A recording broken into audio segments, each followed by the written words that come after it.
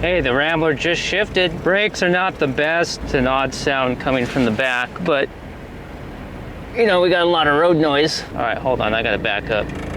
Oh no, are we overheating? Welcome back to Freeman's Garage. We might finally drive our 1962 AMC Rambler Classic Deluxe that has been off the road since at least 1975, and it is all thanks to Cadillac.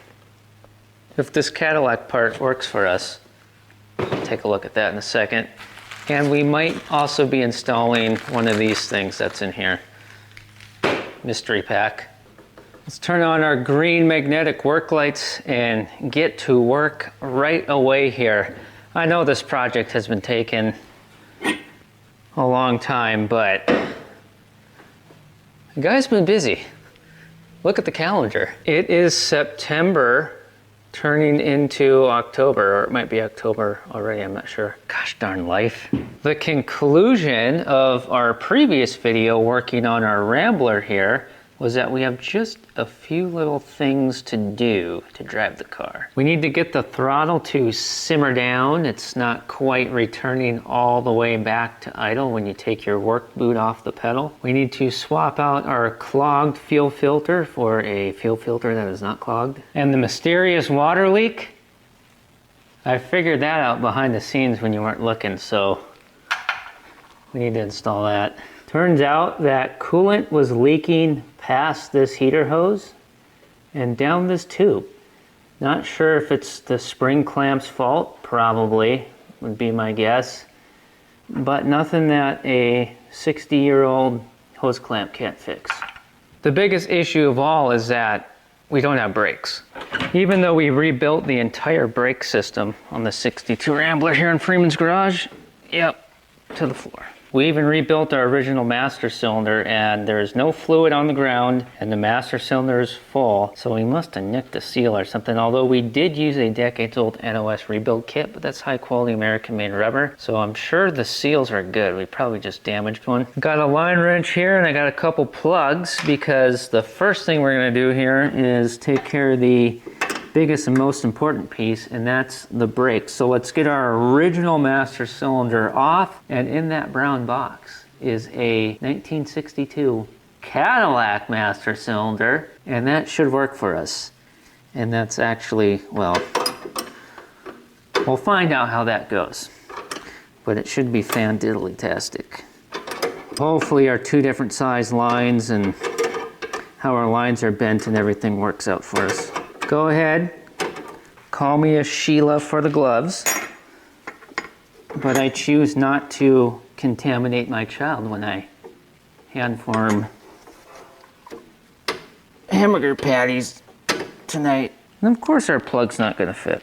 Gosh darn it. Trying to keep brake fluid off the paint. See if we can plug that, the master cylinder, before we lose all our brake fluid. All right, I gotta crack the overhead door. I don't know what it is around here, but people are always burning things. What is the deal? Who knows what kind of mystery chemicals we're breathing in here. Geez, I'm double Sheila. I don't want to poison my child or myself. Wanted to get these lines broke loose before starting to unbolt the master cylinder from the firewall. That way we'd actually have the master cylinder held in place for us. I don't think our plugs are plugging 100%, but good enough to slow it down. Well, that's interesting. That nut just played Houdini on us. I didn't feel it come off. I didn't hear it fall anywhere. It's not in the socket. It's just gone.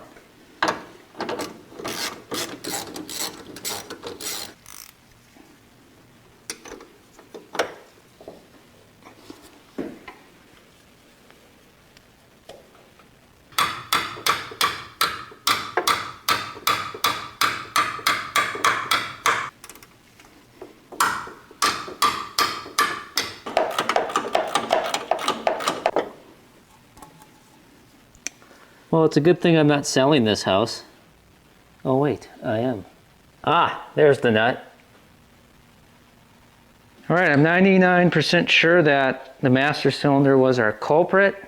Let's see if we can't confirm that. I want to see if it's wet around the seal. It is not, nothing in here. Makes sense because we weren't losing anything on the ground. My guess is we're leaking internally, so to speak. Our fluid is just going right past our seals, or at least one of them, therefore not building any pressure.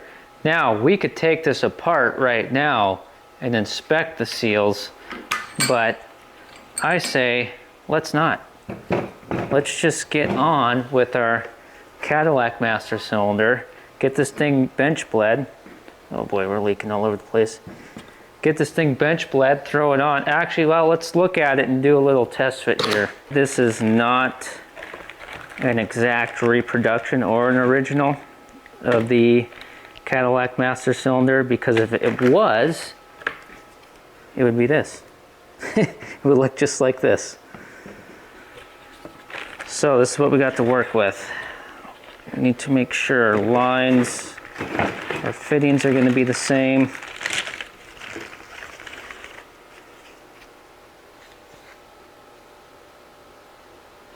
Well, the most important part is correct.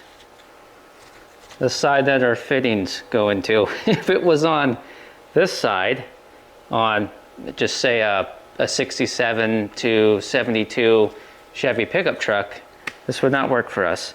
So step one, inspecting it. We're pretty much done here with that. Not much to inspect.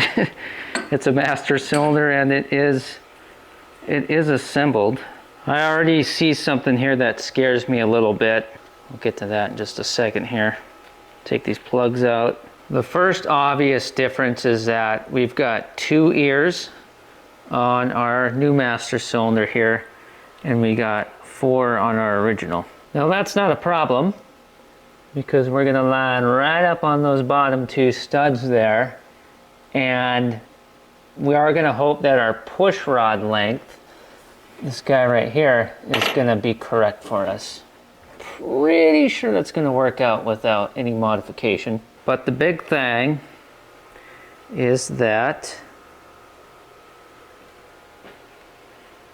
we do not line up. See what I'm saying? Not lining up. It's possible we're gonna have to build a brand new line. On our car, we built a 3/16 line and then a larger diameter line, this 1/4 inch back here, because that's how it was from the factory. And we rebuilt the brake system to be exactly the same as the factory. There's more than one size, you could say, essentially, for a brake line fitting. You've got the actual size of the threads, and then you've got the size of the hole that your steel line goes through.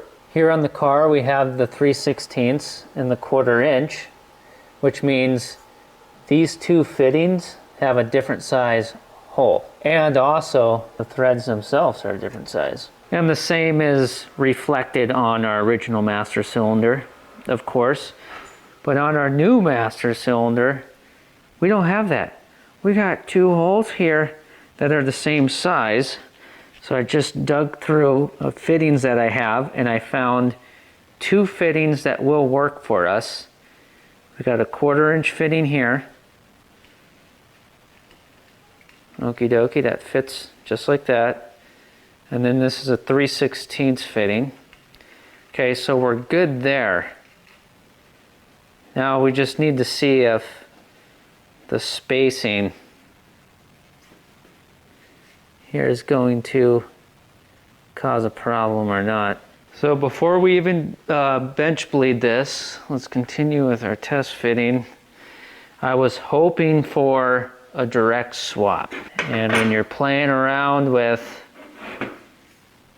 the new stuff that's available, especially with something, you know, American Motors Corporation, Rambler, it's not Chevy stuff, so you gotta figure things out. It's not all just handed to you on a silver platter. So instead of that direct swap and then just drive, we're kinda getting taken on a magical mystery tour here. But whatever happens, we're gonna learn something. and it's going to be awesome. This is a good thing. We need to get a 1/4 inch fitting on here. Now let's take a second and think about this, because do we want to try to go maybe an adapter type route, or do we cut this line and put this fitting on it? Okay, that would work, but we're gonna lose a lot of line. There's no way we would be able to cut this double flare off and then do a new double flare and put that fitting on because of how tight this bend is. Worst case scenario, we're gonna have to build a brand new line from scratch. Do we have any 1/4 inch on hand? I hope so. We should. If we don't, yeah, this definitely will not get done today, but let's set this in place on these studs and we can get a better feel. I'd like to just blast through this, but this is the type of thing where a guy's gotta, well, he doesn't have to, but it usually pays off in the end if you just slow down a little bit and think. That way you don't make a decision that adds on 3 weeks of work. Wait a second here. Look at this. Turns out that it's our 3/16 line that's going to be the problem child. See, the 1/4 inch line is actually lined up. Yeah, it's kind of tricky to think about because, you know, this distance is different compared to the original, but I'm sure distance is probably different too, right? It's kind of hard to wrap your head around it until you actually put your eyeballs on it. We need a different fitting here and here on both lines. Even if there was enough line to cut and re-flare with new fittings on, doing it down in here would be Nightmare on Elm Street. Okay, good talk. We got it all figured out. Here's what we're gonna do. We're gonna go adapter-oo, okay? We're going the adapter route on this. Now, ideally, that's not the best, right? I mean, more connections, more possible leaks, but I mean, everything is connections to begin with, right? And if we were to make brand new lines, I mean, you're talking, I mean, that's not getting done anytime soon. We don't even have the time to do that right now, and we want to leave our lines that we made that are identical to the original, because later if we spend $300-400 and re-sleeve our original master cylinder and rebuild it again or hire it out, either way we'll be able to plug and play all original once again. So here's what we need. We've got a 3/16 line with a 3/8 fitting that has a thread pitch of 24. We need to find a 3/16 adapter. We want to stay 3/16 so we have the same diameter of flowage. A 3/16 adapter to keep us at that size, but it needs to be 1/2 inch with a thread pitch of 20, because this is 1/2 inch 20 and this is also 1/2 inch 20. So for here where our 1/4 inch line is, okay, we have a 7/16 fitting with a thread pitch of 24. We want a 1/4 inch fitting to keep the opening 1/4 inch, and that adapter needs to be 1/2 inch with a thread pitch of 20.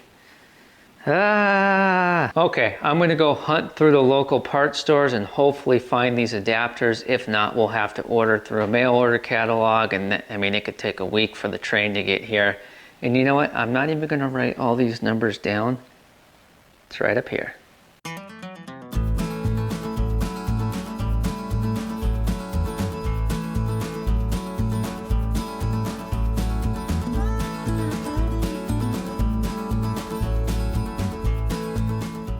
All right, I got the fittings.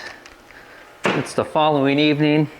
This is our 3/16, 3/8 on this end, 1/2 inch on this end, and this is our 1/4 inch, 7/16, to 1/2 inch. One was in a bag with the part number on it and the other was not. I did go in with a part number.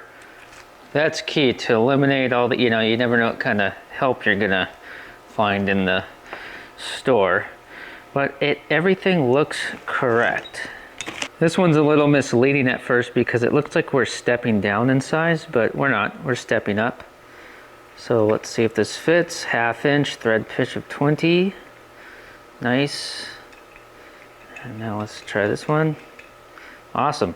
So now let's take these out and try them on the fittings on the car. Come on. Yes. I think we're in. Yes, we fit. Okay, so what we're gonna do is we're gonna bench bleed our Cadillac master cylinder, and then we will put it on the car, and then our brass fittings will go on. Yeah, that's what we're gonna do. I found 2 plugs that are going to fit in our master cylinder. So that's good. Pop this off, inspect the inside. Is that a hair? It smells delicious. Everything's nice and clean. Bench bleeding can always be done on the car, right?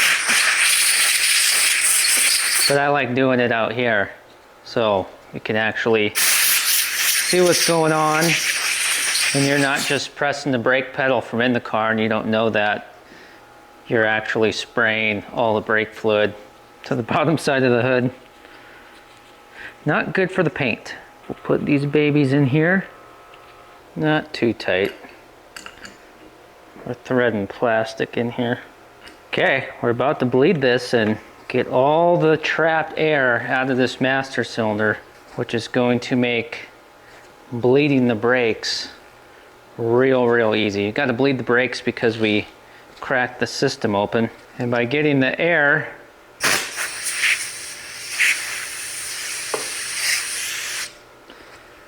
out of our new master cylinder, it just really does go a lot faster. Just making sure that everything is clean.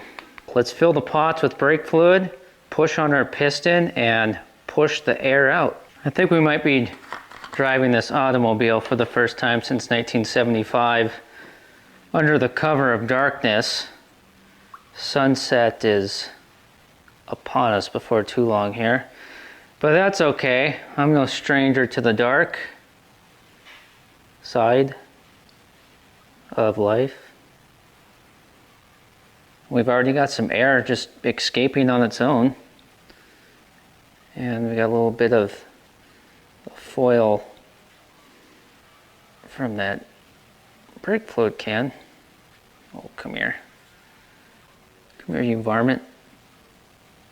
Now I can tell you from personal experience that if we do not bench bleed this, we'd be fine. We'd get the brakes bled.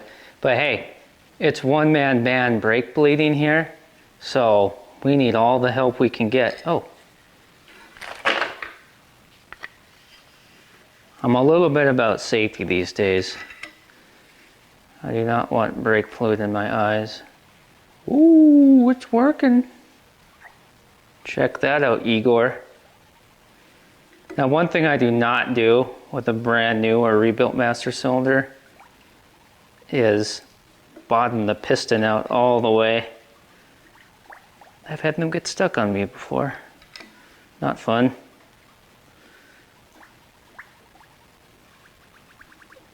So basically, I'm just going to do this until the cows come home, or no more air bubbles are coming out, whichever happens first. I think we're already good. Yeah, that's a lot of pressure. If I push any harder, I'm going to split the sternum in two. Good thing, possibly bad thing. Now that we have real pressure, we might pop something somewhere else in the system, hopefully not. It's a little floater in here, a little piece of crud. There we go. Don't want that getting down in there. All right, let's top this off and get it on the car. Not going to fill it all the way to the top. We're going to leave a little bit of head space. Get our plug in quickly. I can't get it in. There we go.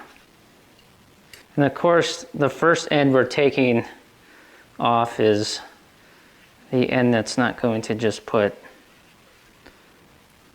air back into our system.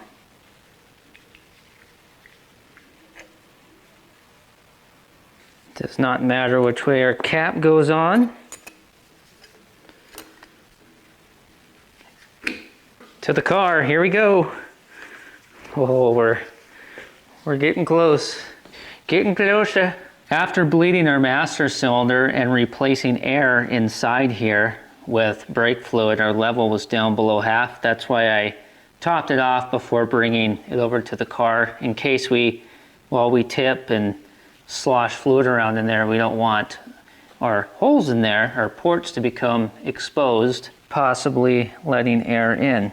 But you know, how-tos is not what I do's. I'm trying to decide how we're going to do this. It'd be best to attach our lines while not bolted to the firewall, because that'll give us lots of room to play around, because if we're bolted to the firewall, we might not be able to bend our lines how we want them. The challenge with that could be trying to get the push rod in place. Okay, so what if we just slid that on there like that? Okay, this might be a little rough going, but we're going to have the push rod just inside our piston there, and then get this front line here hooked up, and then, yeah, I think we should do that first. So yeah, this is probably gonna get a little tricky, so be prepared for that. We'll try to keep as much brake fluid as possible off anything that's painted. So let's pull this plug out. I really hope this line here doesn't decide to be a tricky beaver, but okay, make sure that's clean. And we gotta kind of do both of these at the same time. Sort of, kind of. It's not a 100%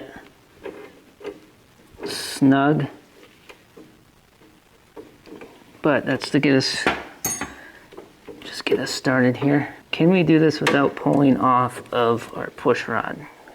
Because if we can, that'll make it easier. I don't think we can. Oh, maybe. See, you got to figure out in your head, or just start doing things and figure out, should I put the adapter on the fitting, our original fitting first, or should I put the adapter into the master cylinder first? Somewhat of a snugging here. Okay, now let's see if are we still inside? Okay, I think the push rod is still inside the master cylinder. So we're looking good. That's completely threaded in.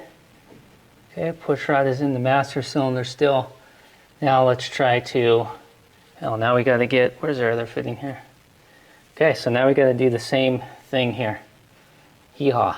Don't give up on me, baby. I can already see us driving right now. And you know what? We might even just put a hose clamp on that heater hose, and then we might even maybe just forget about the whole throttle thing. I mean, do we really need to return to idle if we have brakes? Oh, but what if we lose the brakes? Oh yeah, like as if a 9/16 was going to fit on that. Oh yeah, neither is a 5/8. What are you thinking, man? I mean, look at it. It just looks like an 11/16. So I'm not tightening down anything all the way, but why I'm kind of working it back and forth is because it's a new fitting. I like to do that with new fittings, and I want the things threaded in enough so that when we are bolted all the way back into the firewall, we don't have any threading to do when things have any twist to them, so to speak. Okay, now how's this gonna go? Oh my goodness, this might actually work. Wow, wow.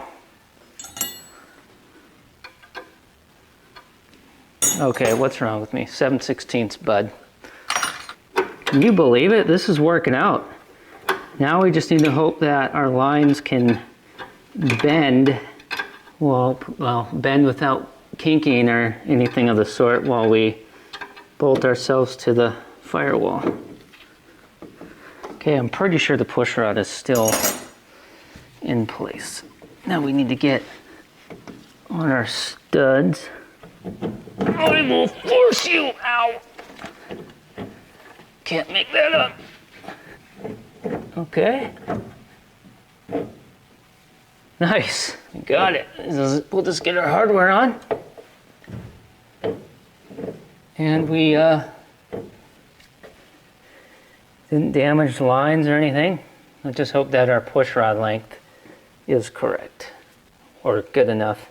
If our push rod is a little bit too long, which I think it might actually be maybe 1/8 of an inch longer than I'd prefer it to be, it could basically give us a little bit of brake pressure when we don't want it. You know, it could always constantly have a little bit of pressure on the brakes. Hopefully that's not the case. Oh, great.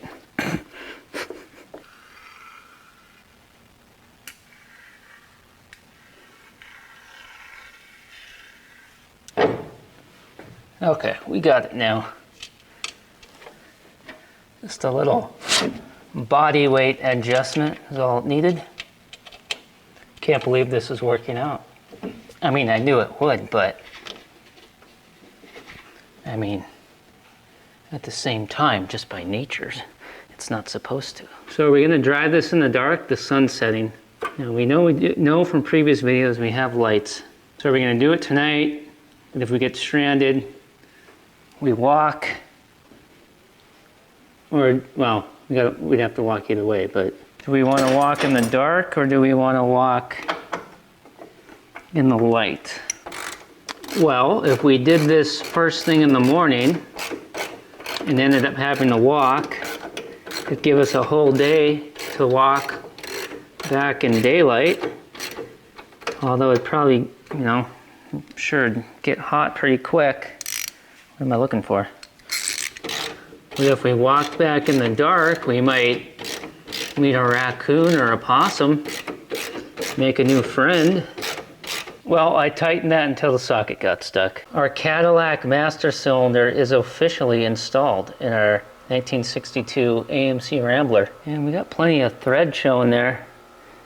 Snug our lines up, and then we're done with this part. Don't want to tighten them too tight or we'll just leak. Okay, okay, I think we're probably good. Well, now we get to test the brake pedal. Let's see what it does. Let me know if the fluid starts squirting all over. Ooh, okay, there wasn't much pressure at all at first, but after 2 pumps, there's a lot of pressure now. So there's a little bit of air in there from disconnecting our lines, but we could probably drive just like that. That's a lot of pressure. It doesn't appear that we're leaking brake fluid anywhere. We will get that little bit of air out of the system, but right now, let's move on. We are more than good enough for a test, and I want to check our hoses. Just make sure everything's tight, because there has been a little bit of drippage while sitting. I bet you this one tightens up. Yep.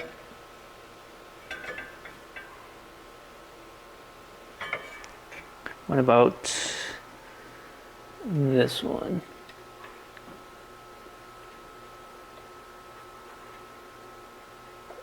Okay, there we go. Let's get that hose clamp on here, on that heater hose, and then let's swap out that dirty fuel filter.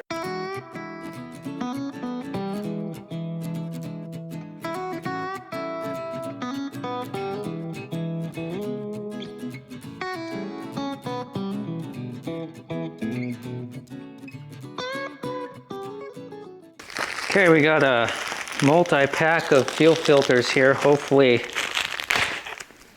these are decent quality. Never had these ones before. If they're good, then I'll link them in the description for you. Wow, they look a lot better than I thought they would. I was assuming this would be plastic.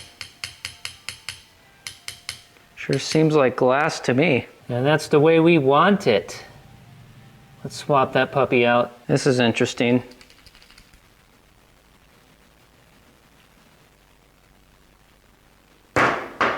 We'll use this one. Your mileage may vary. Half the stuff available today is junk. So, yeah, what do you do? Let's make sure we don't try to go in through the outdoor. It's a Led Zeppelin album.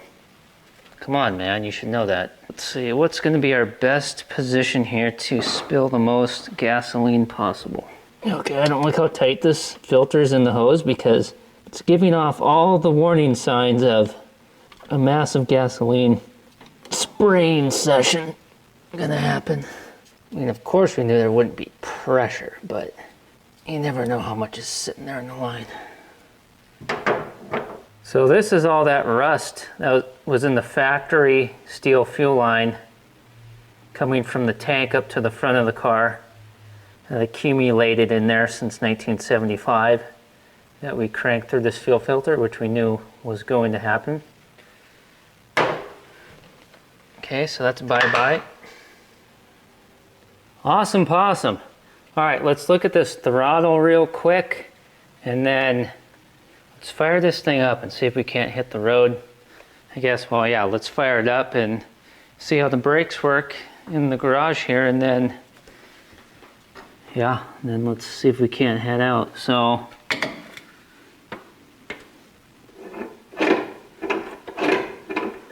okay, well that seems, okay, do you see the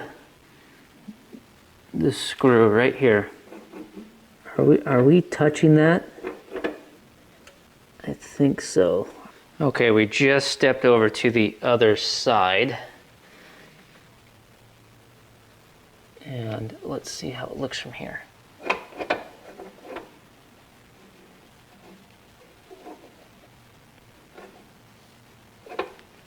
It's hard to tell. I mean, it's pretty much as far as it can go before becoming loose and wobbly and gonna fall out, which it is right now. So why don't we just take it out? Just take the whole thing out and just see what happens. And if it's perfect, then we'll just leave it out. Yeah, we'll just see what happens with that. I'm not too worried about it since I think we have brakes now. There is one other little thing here real quick.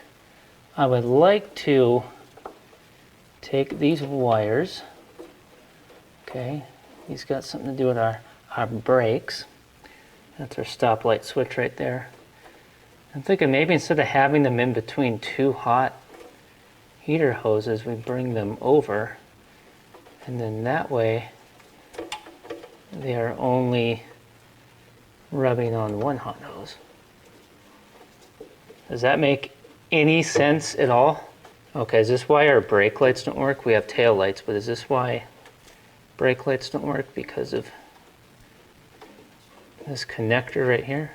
You see this one snaps in there. And the one underneath is a little loosey-goosey. Not too worried about that right now. I want to fire this thing up, test her in the garage, and get out and see what happens. But real quick, since it's on my mind, you want to see what our brand new Cadillac master cylinder looks like from the back here. There it is. Old meets new. Wait, new meets, well, it's kind of confusing actually. Okay, let's just put a splash of water in to replace what dripped out. There's a lot more dripped out from that lower radiator hose than I thought. Just all evaporated away. Wow. That much? I hope we don't have a head gasket issue. Jeez Louise, that's a lot of water. All right, let's fire this dang thing up.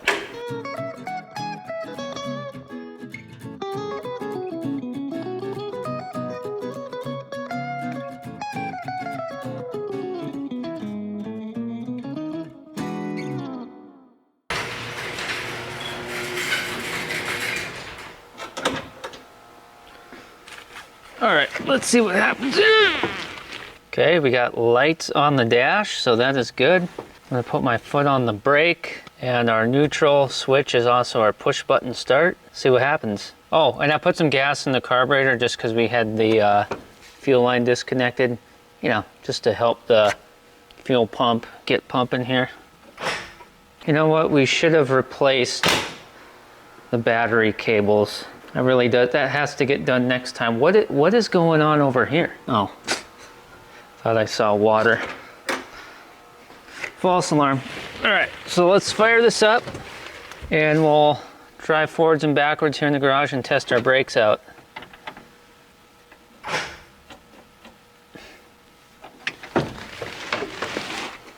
Okay.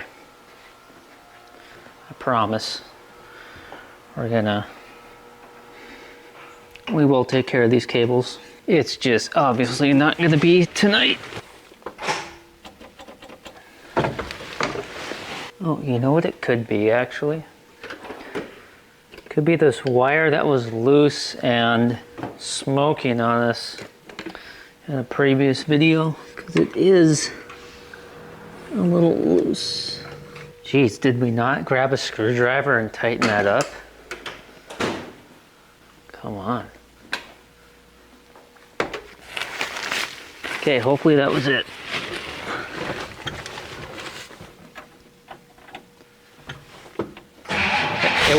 It was nice. Okay. Okay, but now it's not doing anything. Well, okay, maybe it wasn't then. Okay, next time we're doing cables for sure. And in fact, you know what, maybe we should just call it a night. So that way we can put cables on the car tomorrow, which will be in the same video.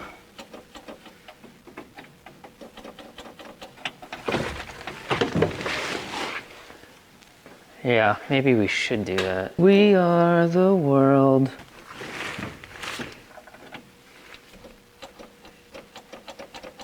It couldn't be this ground, could it?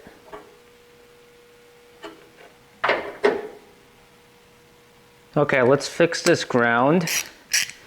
But first, I'm gonna run in the house because I'm flying solo tonight. So I'm gonna go in, start the rice cooker, come back out, take care of this, and then that'll probably time it out just right when we get back from our drive. Oh yeah, rice cooker chili, ready to go. Rice cookers are cooking, vehicles are moved out of the way. So let's get on this ground cable and then go for a cruise. Okay, why don't we just leave this bolted in place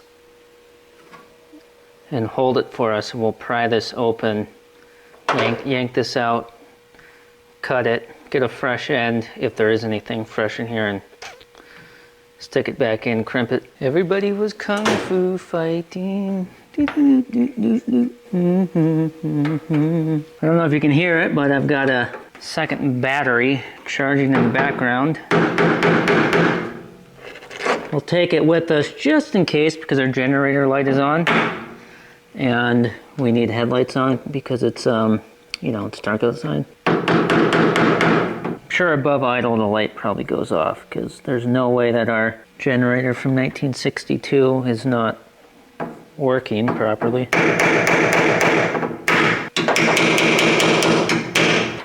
There you go, that was all we needed. With a chisel! Do you think there's any decent copper up in here? Oh, we do got some good copper. Pains me to do this too. It's probably original to the car.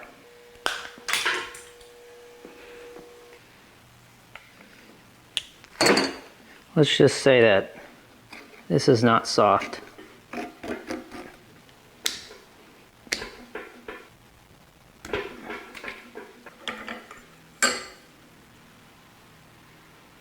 I'm going to take care of this end real quick as well, since we're at it. What do you think about that, huh?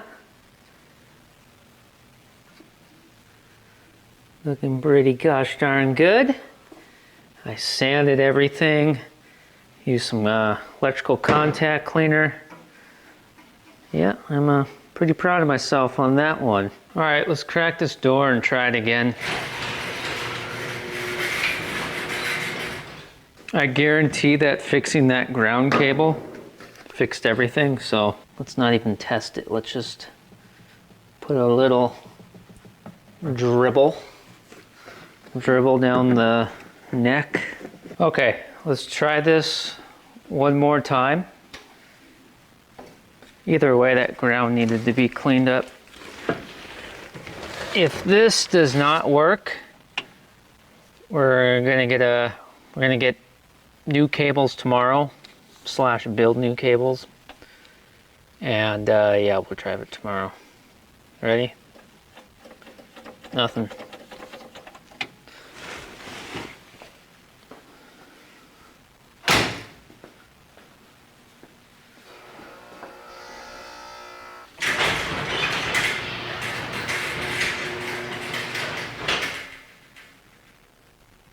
Good morning, Queen of Visqueen. Battery cables. And it's not morning. It's after 5 o'clock in the afternoon. Let's get these things on so we can party on. So these came from a local parts store. If I can find a way to link in the video description for you, I will. So go ahead and check that if you want, in case you need something like this. So this is 4 gauge, 12 inch. This is about 15 inch, and yeah, we're a little uppity up in the gauge department, but that's all we can do, and that'll be fine. And why, you know, I don't like how they bent that to get it in the packaging. Hold on here, wait a second. I checked this part number, and it had a terminal on the end. Just the same as that one. Let me find my sheet of paper. Yeah, I messed up. I meant to write down this is our primary and this is our backup in case they didn't have that one. But we got this one and I nailed that one, so we're good there. My goodness gracious. What an imbecile. I really don't have time to go back over to the parts store. So shall this be a returnage, laterage, get 10 buckage backage, or just keep it in an inventory? I'm sure we will use it for something around the farm. But we did doctor up the negative anyways, so why don't we just do this?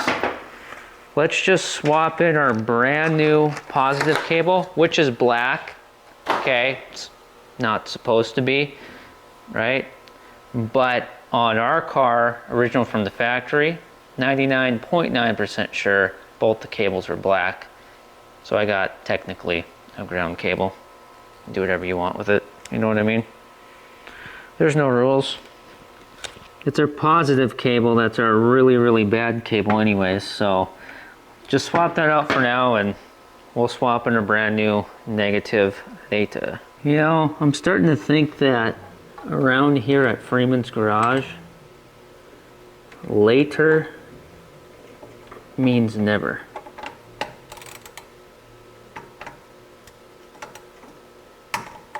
But the good news is that this house is finally actually going to be sold after all the time that I've been trying to sell this house while being under contract with a new house with a let's just say a very generous garage space. Well, it's a building, so we will have lots of room for organization, and I just feel like we're gonna get more done. This sure is chewed up, beat up, banged up, corroded, and there's no way that was helping us. Yep, clean her up. Scuff her up with a little bit of sandpaper. Spray it with some of this. Okay, we're almost done here. Just spread this out a little bit to make it work for us. Okay, that's on there. Now let's just get the other end on. What was that? Something got stuck to my arm and fell on the floor. Don't want that through the chesticle. So what do you think's gonna happen in about 30 seconds here when we get in the car and turn the key? I don't recommend having both of your battery cables the same color, just in case, you know, maybe you've been sipping back on Granny's cough syrup, or somebody comes over who doesn't know your rig the way that you do, and yeah, let's just say, oh my goodness. Our work over here in the ground's coming apart. But yeah, let's just say you don't want to hook a battery up backwards. Not good. I don't have time for this. So you're just gonna have to do your job, bucko. All right, let's do this. But first, let's take a sip of chemicals for good luck. Caffeine-free, sugar-free. Don't ask me why. The whole world's going organic. Gotta keep up, man. Sorry for getting all hippity-dippity. Garage door open. I didn't mean it. Get a little something to get kick-started. And, oh, you know what? We actually, so yesterday, that little bit when we cranked this puppy over, we did get fuel pumped through our brand new filter already. Nice. Good news. All right. Come on, work. Gosh darn you. Mama's family is on it. Now, I know this is going to work, so I'm use some brake pedal just in case. Here we go. What? It's not our switch, is it? I'm holding our neutral / start button down while jiggling the lock cylinder, and nothing's happening. I'm getting a little lefty frazzled here. I already spent 26 simoleons today, come on. Well, we're left with one choice because it'll take an hour to go to the parts store and back. Just, I don't have that time. So we gotta do what I don't like doing. Cannibalization. It's taboo. This is hot. Not long ago, this was bolted into a cylinder head that got us to the parts store and back. Let's chip through this paint job somebody did, I'm guessing, probably sometime in the 70s. I think this was originally white and somebody painted it blue. Let's do it.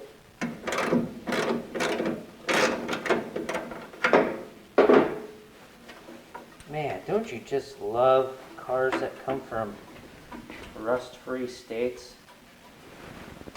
I mean, what the heck was that? Oh, the washer broke.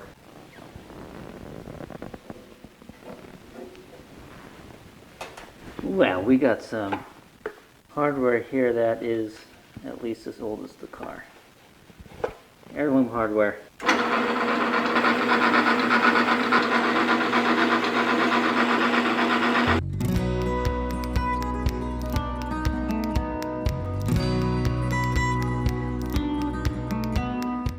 Wow, I'm not complaining about that fit here. That's pretty nice.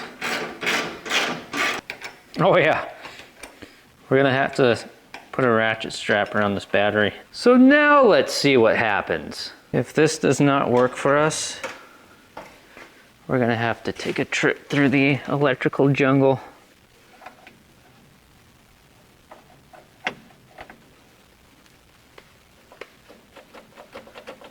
Okay, that was a waste of time. Well, let's just bypass the switch inside the car because we just don't have time to troubleshoot that right now. So this should work, and we'll fire it up. Finally test our brakes. Since we have decent battery cables on here, I have confidence in going out into the wild after our little test. when we actually might have to wait a little bit because I can hear the voices of children, young parents, and the whine of plastic Barbie Jeeps going up and down the sidewalk. Yeah, we don't need to go out there in this contraption, and we would never be forgiven. Let's get all this stuff off of here.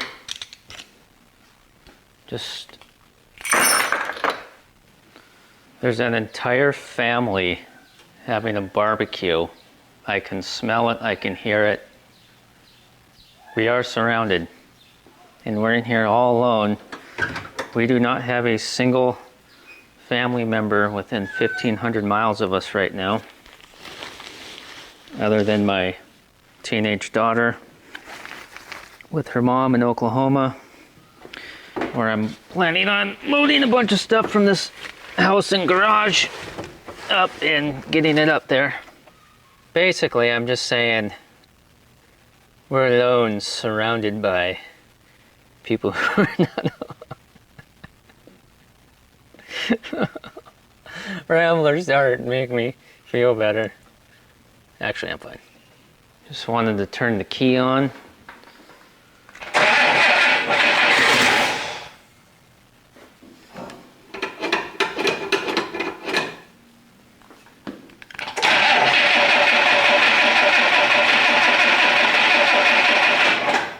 Okay, all right. A little bit of nature's starting fluid. Please don't crash through the wall.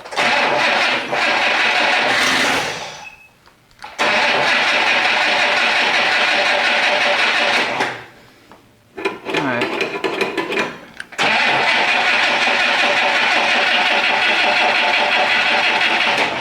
Okay, fuel pump is about ready to take over. You are neutral, right? I think, hopefully. Come on, baby.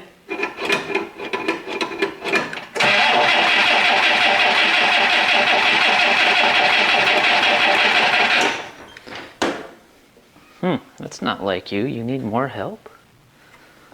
How could that be? I think we're just not putting enough gasoline in the carburetor.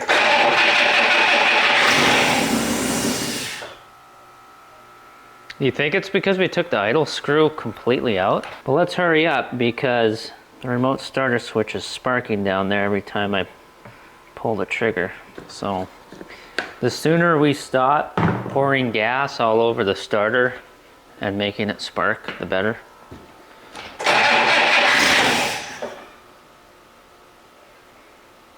What? What is going on? Something's going on here. Oh, well, an exhaust leak. I can tell you that. Okay, is the carburetor squirting or what? It is. Okay, fuel pump take over.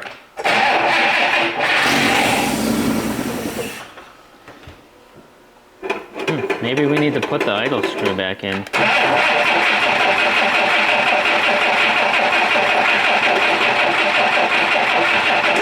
What is happening here? Okay, we had a loose connection. Let's stop goofing around here.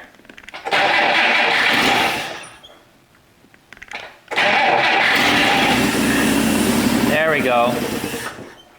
Oh, come on, baby. Is the float bowl full now, or come on?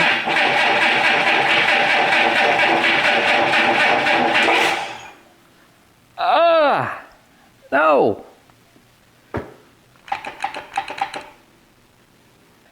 Welcome back, Cotter. It's been well, it's a few days later. Let me fill you in. What I ended up doing was taking the solenoid off of the starter. Now the starter weighs about 3,000 pounds and is crammed in here. Removing it would have made getting the solenoid off a lot easier, but yeah, it'd probably be even worse trying to get the starter off.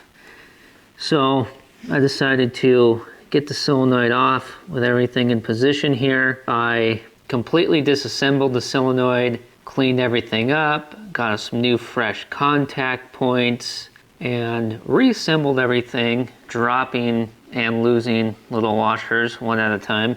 It's kind of ironic how I actually found a washer down here that had been sitting there for decades, retrieve it, and then lose a brand new washer down in there to sit for decades. But now, when you are inside the car and you press the starter switch, it works just fine. It was kind of a risk to waste a lot of, it ended up not being a waste. Spent a lot of time getting that solenoid off. Cleaning it up, taking it apart wasn't too bad, but getting it back on was, yeah, that took an embarrassing amount of time. So that's all good. That's huge. We now have a starter that should work on command. I'm very relieved. Now, the next thing is, remember how we were running kind of rough?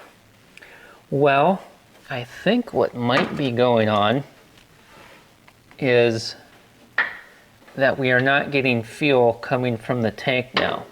Now, I highly doubt that our dual action fuel pump that we rebuilt quit working. I highly doubt that. And this here is actually the fuel filter that we replaced. I took it apart and cleaned it and put it back on here just to see if maybe we'd get better fuel flowage, because I'm sure it's a fuel problem why we can't keep running. And I highly doubt that our carburetor that we rebuilt isn't working properly. So I just tried that with the fuel filter just for, you know, the heck of it, which it didn't make a difference.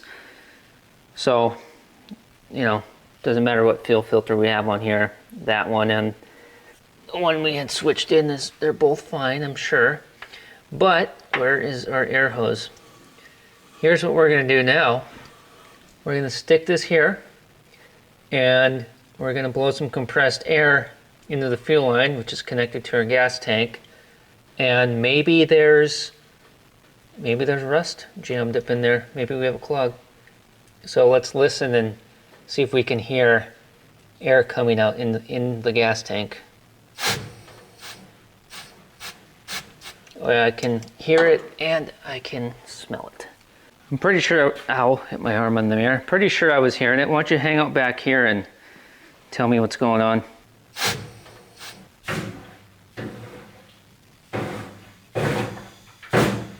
Awesome possum. I'm gonna put our fuel line back together here and we'll find out if we blew out a clog or not.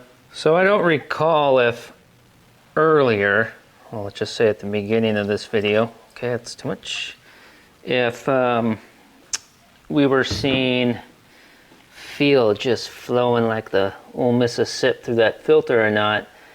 But leading up to right now, or before I disappeared for a week, she didn't seem to be flowing through there strong. So let's find out together right now, and if it all works, we're gonna drive the car. Actually, let's not leave that there because we'll kick it over. Okay, there might be a little bit of burpage to get a little bit of air out. We'll see, let's just do it. I'm tired of talking. Everybody's talking at me.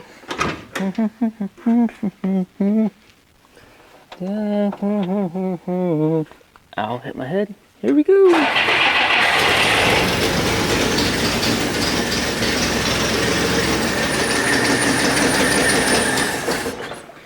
Okay, well, I think that just ran off of what we put in the carburetor. The filter's dry.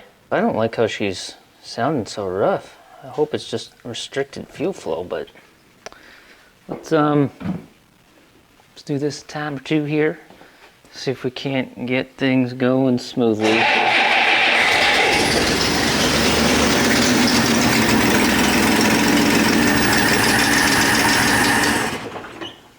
Yeah. Boy, that exhaust leak sure is bad. One thing that I did do while I was gone was I took the bell off the top of the fuel pump here and checked that, and it was nice and clean and clearly has good flowage. I don't know.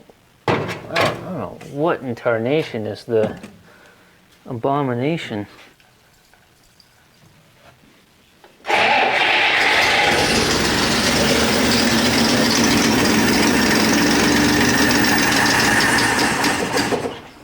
I wouldn't put some gas in a 2-gallon gas can. We gotta have some sort of fuel flowage problem here because we're putting gas in the carburetor, it's firing up, and then when we come under the hood here, we open the throttle to put more air into the mixture, it's dying. So there's not enough fuel to mix with more air, right? Gotta have the right air fuel mixture.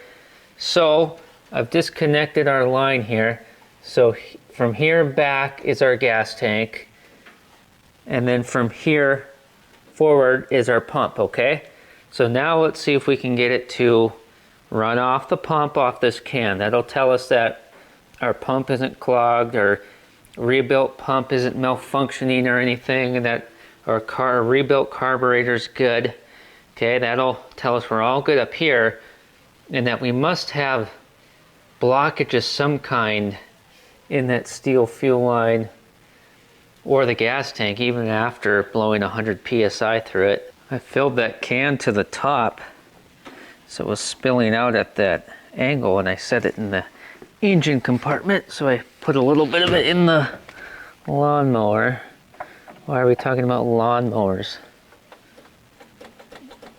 What the, oh my gosh. Boy, this is sure one tricky Joe Bob.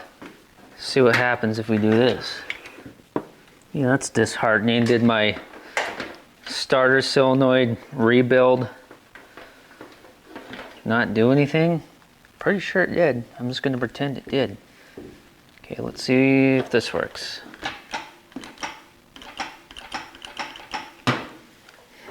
Okay. So we know that we still have we're not getting enough voltage to the solenoid, or the solenoid isn't performing well enough to do what it needs to do with the voltage it has.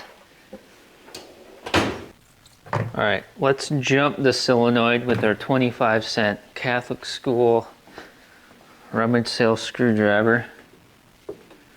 I need a little don't scratch the paint, a little bit more light here. Let's jump it, son. Oh, I can't see a cotton picking thing.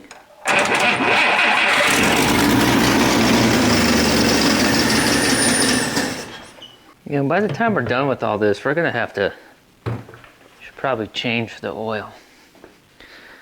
Using all this gasoline. This gasoline.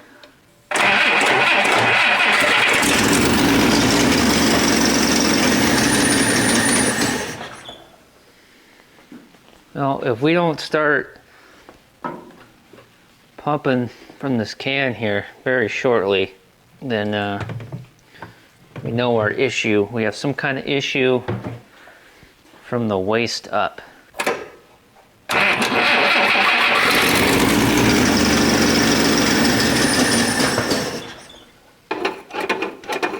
Oh, I think we're gonna be good now because we got, I mean, we're getting replenished here by the pump, it seems.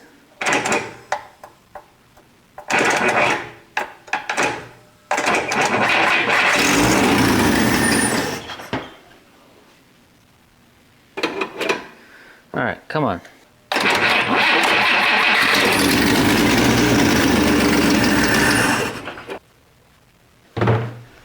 One more time here, and then I think I got an idea.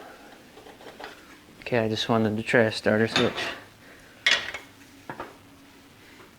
We've had the key on for a while here too. Coil's probably getting hot.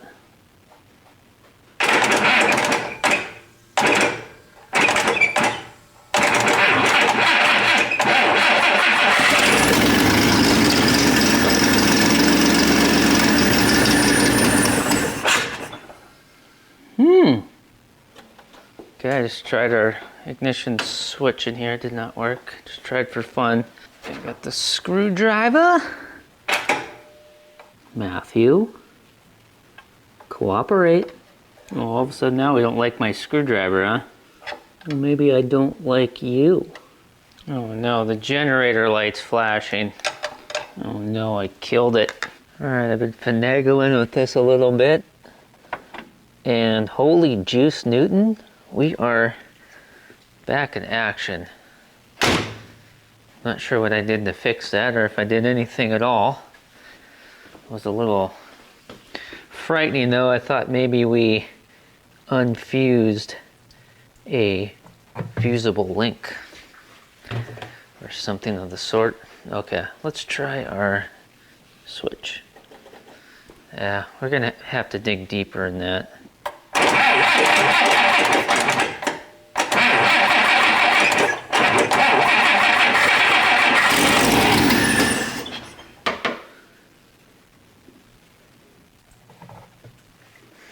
Okay, let's get this fuel pump pumping.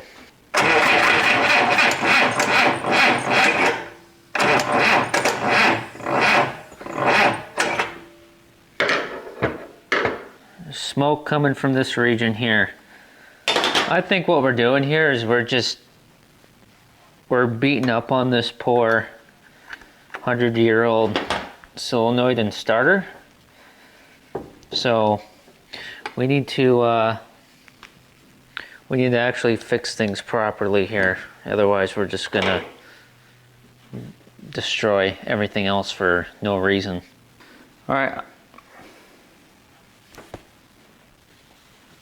Yeah, this video has really crumbled into pieces a long time ago. We're having fun. All right, I'm gonna go on the hunt for these parts, and as soon as I have sourced them, I will ring your bell telephone. We will rendezvous back here at Freeman's garage. Why am I telling you this? You're not 2 years old. You've been here for the last 2.5 hours. You know what's going on. Video's not ending without driving the car. So, right, I'm rambling. I am literally rambling. But once we install those parts, then we'll finish figuring out what's going on with our fuel flowage issue. If there is one, I have a sneaky suspicion there actually isn't one. We'll talk about that very soon.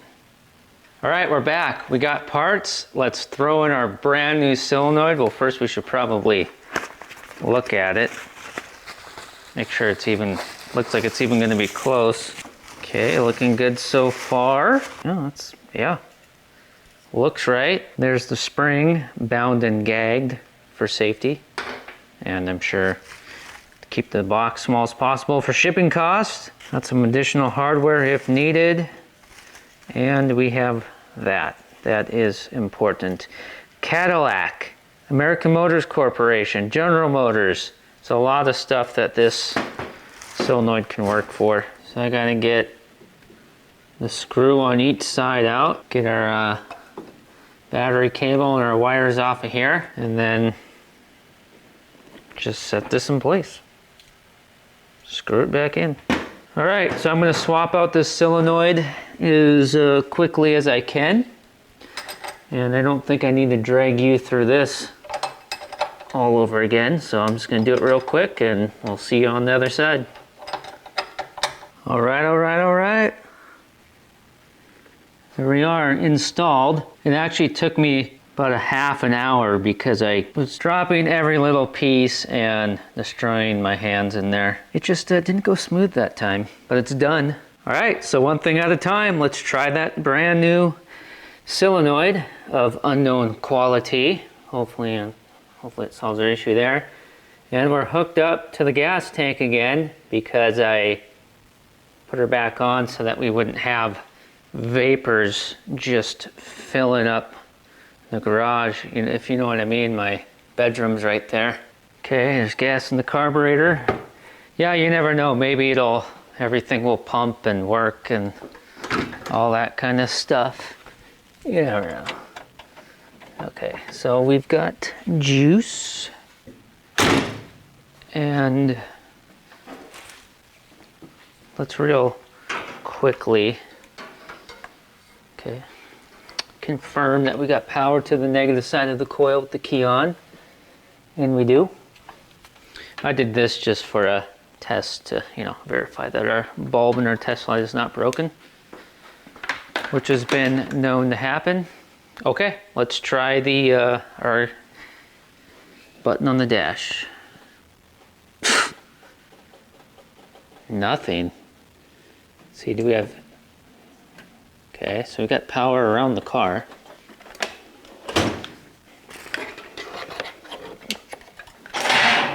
That works. Do we not have enough battery power?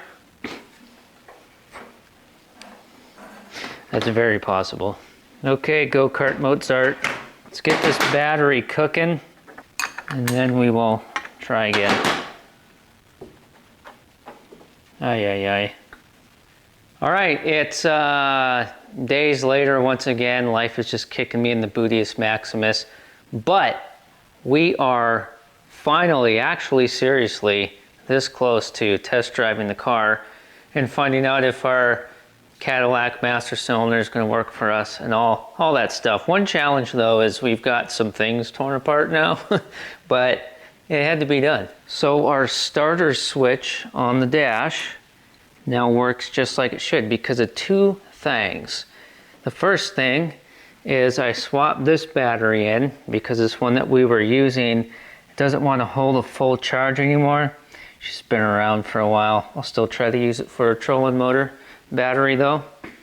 So with this battery in, we're clearly getting the voltage that we need to the starter, and the solenoid actually started making the sounds that it should be making when it's getting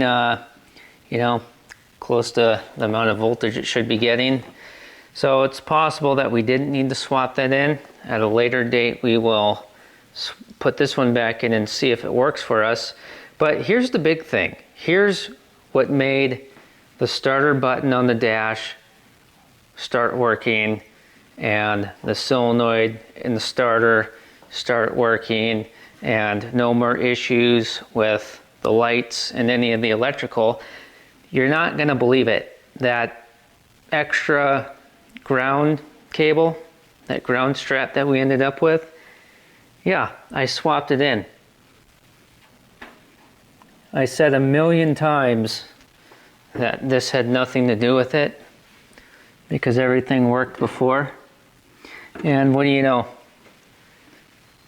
Swapping this battery in gave us the power we needed, and then replacing this ground actually got us grounded and the juice going to where it needs to go. After dumping gas into the carburetor and using the start button from inside the car, because it works now, about a half a dozen times here, and it only running off what I'm putting in the carburetor, I rechecked all the everything we were working on before with pumpage issues, and we weren't pumping from the tank, which is odd. We blew out the line and everything, and I tried once again to pump from a gas can, wasn't doing it. So I pulled off our factory. Well, let me back up a second here. Let me get a little bit more light down in here. So I pulled the bell. Well, let me back up again. So I pulled our rubber line off, made sure that that was clear and clean, there's no debris in there. And then I pulled the bell off, made sure this was clean, made sure the filter was clean, which it is. And I inspected what I could see down in the top of the fuel pump. Couldn't see any debris. And then I cracked our factory steel line right here, which is this guy. That end goes to the pump, that end goes to the carburetor. So I cracked the fitting on the pump end and air started escaping. And then I took off, disconnected the end that goes to the carburetor and made sure that I blew this out, made sure there's no debris in there. And then if you look here at our needle and seat, let me get some light in here. Check that out.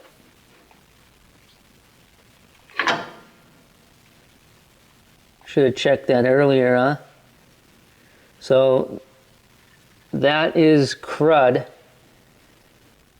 debris, rust, and probably if there was anything left of the original, oh, flipped it around there, of the original sock inside the gas tank on the sending unit, yeah, we probably blew that to smithereens and sucked it up. So that's what some of that could be too.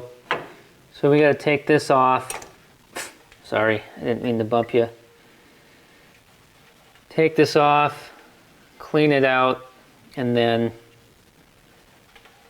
hopefully we're good there. Oh, wow. Yeah, there's definitely, yep, completely clogged. So we had debris get past not one, but 2 filters right into our needle and seat. Our needle and seat was the last line of defense. Now, I want you guys to explain to me how that happened. Where were you? I think I need to crack a door and let some fresh air get in here and whisk away some of the gasoline vapors, because I'm starting to talk to fuel filters. Ooh, look at that.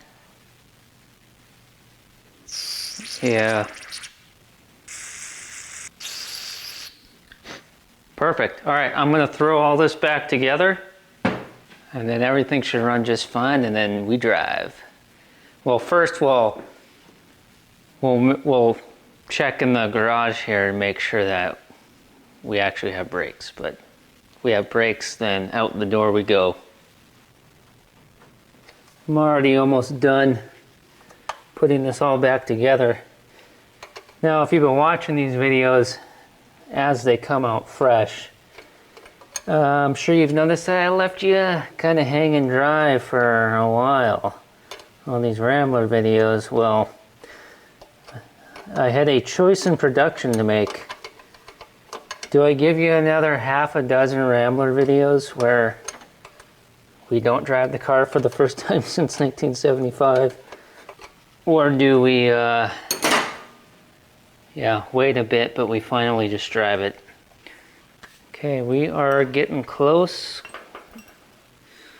Okay, I gotta get this spring inside the bell and the filter sitting in here just right. You know, as soon as we drive this car, oh gosh, for the first time since 1975, how many more times am I going to say it? Once that happens, then we can start doing things such as cleaning the carpet, probably replacing the carpet, and doing little, things such as making it comfy, making any little mechanical adjustments, start getting it sorted out. Start driving it regularly on the public roadway and get all the little bugs sorted out. As soon as we start that process, before you know it, we will have a daily driver Rambler. So if tonight goes well, we'll definitely be able to start doing that stuff. We might have been making some suction, which would make sense with air escaping out when I cracked the top fuel line. Trapped air between, in this line here, because we were clogged at our needle in seat, but at the same time you think air probably would have just pushed past it. You never know. Some things you will never know. I think we're gonna have to set the idle as well, which is just that one screw right down in here. Right there, just because we were playing around with it. Now that we're gonna be pump and fuel and actually running. We'll get that set where we want it. Wish we never would have touched that screw actually, because it was probably perfect. And I thought that our water issue was back. You can see it's wet down there, but I think that's just from all the gasoline that I was spilling all over the place. Okay, so here we go. We're about to put some gas down the carburetor, and hopefully we only need to do that once or twice and the fuel pump will take over and everything will be good. And then we will check the brakes, and I really hope that this works out because yeah, I just spent about $1,500 fixing the air conditioning on the house here, and that stung. So this will make me feel much better. Oh, you gotta be kidding me, the needle fell out.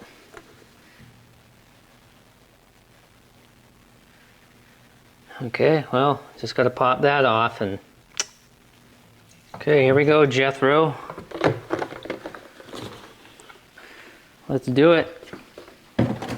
One of these gas cans, because we're gonna be driving a little bit here.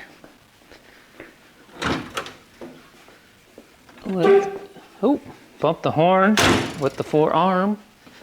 Sounds good. I can't wait to lay on it and hear it wide open. All right, let's do this.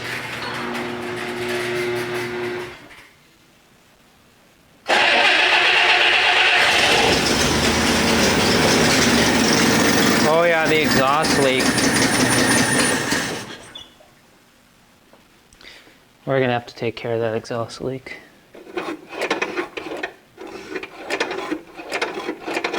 Yeah. I believe we just pumped our own fuel there.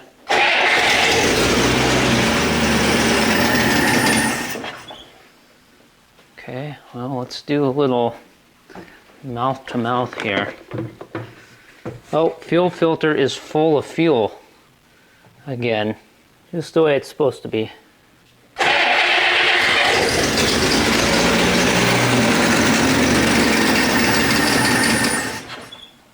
Okay, well, I don't think we need to do this anymore. Let's do it one more for good measure. Why are we not idling on our own yet?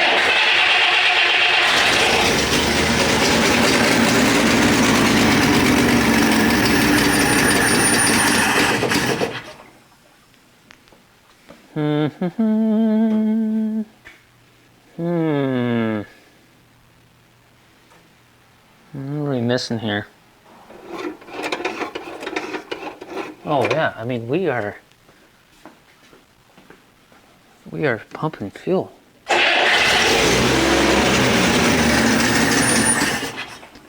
Is it? Okay, let me get the screwdriver. I want to try something. Let's take the screw all the way out. Okay, I just want to see what happens here. And the fuel filter is clean. Ow.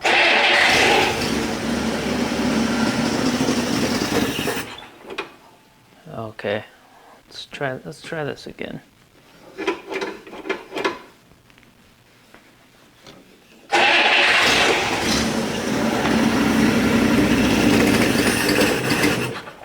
Why are we not?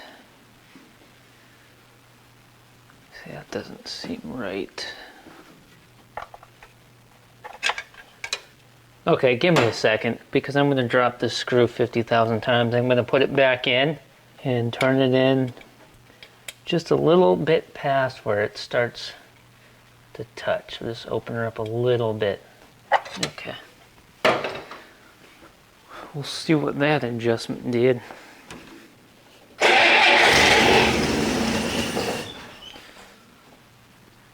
Is our idle circuit clogged? Well, I pretty much guarantee you we got a little tiny piece of crud inside the carburetor. So let's take the carburetor apart, find the piece of crud, get it out, put the carburetor back together, and then we should be good to go. I mean, it's the only thing, it's the only thing that makes sense, right? Does that make sense? I think it does. We're about ready to slap the carburetor back on. It took a bit to get it off the car because of all the, not a whole lot of room there for your little fingers. But I've only got about 15 minutes into disassembling the carburetor and cleaning it out. The float bowl was filthy, so it's a good thing that we decided to do this. There's really not a whole lot to this carburetor. It's really much of nothing up on the top end there. These pieces here aren't very complicated. Just make sure we don't bend up this brass float or we'll have to deal with that. Those dark spots down in the bottom of the float bowl here, that's just the way it is.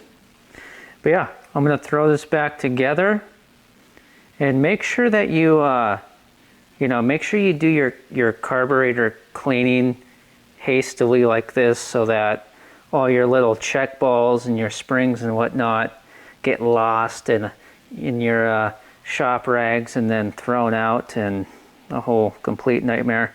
But I'm going to throw this back together right now. It's only going to take me a couple minutes and then we'll put it back on the car. Alrighty, it's all done. Everything's hooked up, back in place, connected. We had to take care of that exhaust leak, so I went ahead and did that. Well, we don't know if it doesn't leak anymore.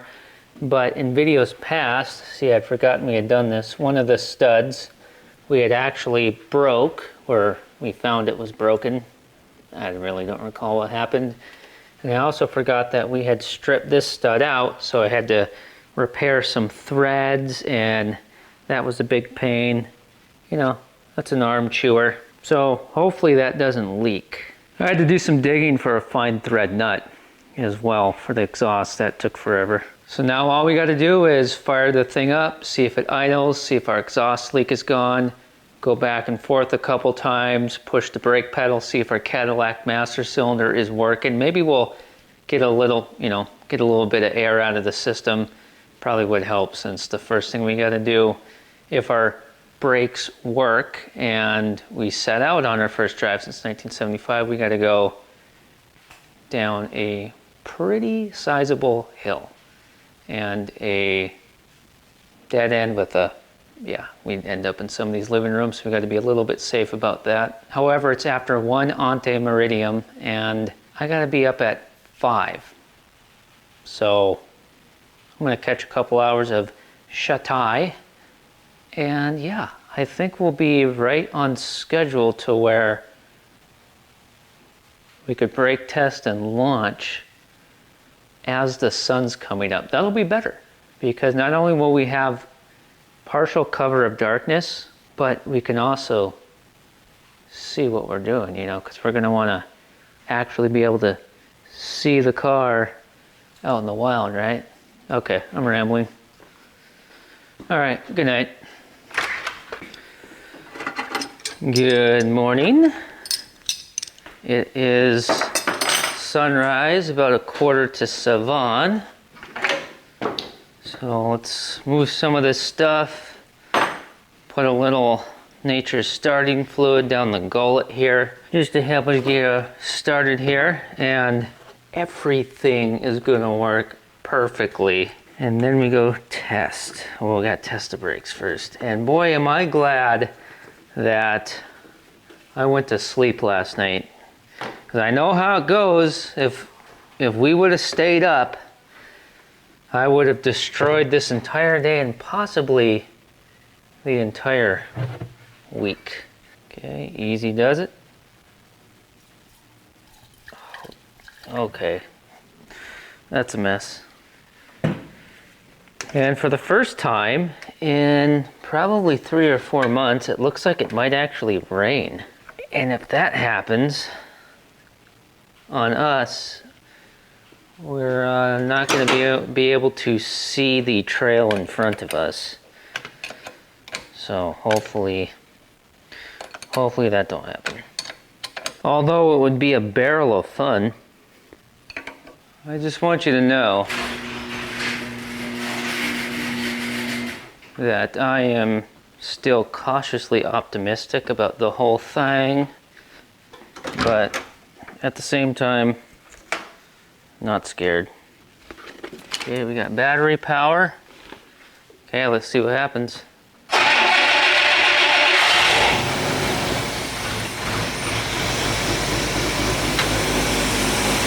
Oh! Oh! Oh!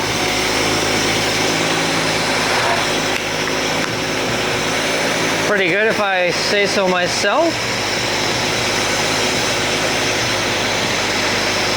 Don't mean to brag, but I'm mighty proud of this ragged old flag. Boy, that's a cold engine too. No problem.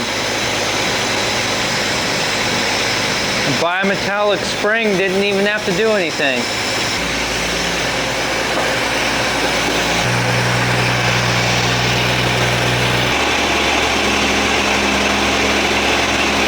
Okay, well that's about the idle screw's about to fall out. Exhaust leak's all right though. Ah.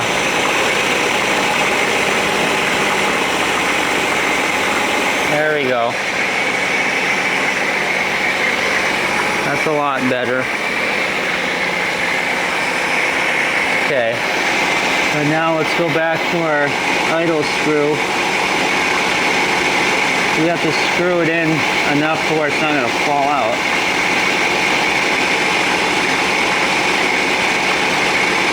Purrs like a kitten though.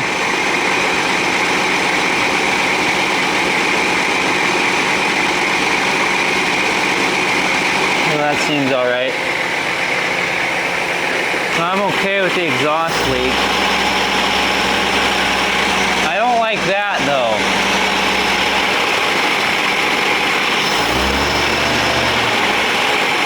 See, that's a problem.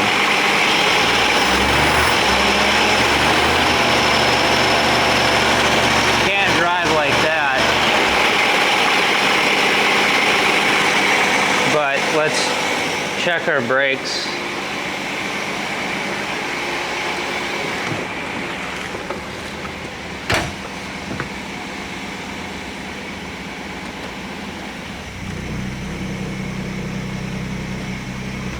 Oh! Oh yeah! Okay, a bunch of stuff fell off.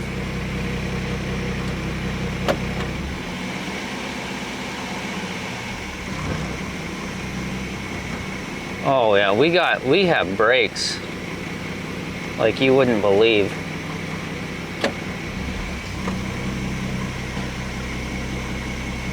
We do need to bleed them though.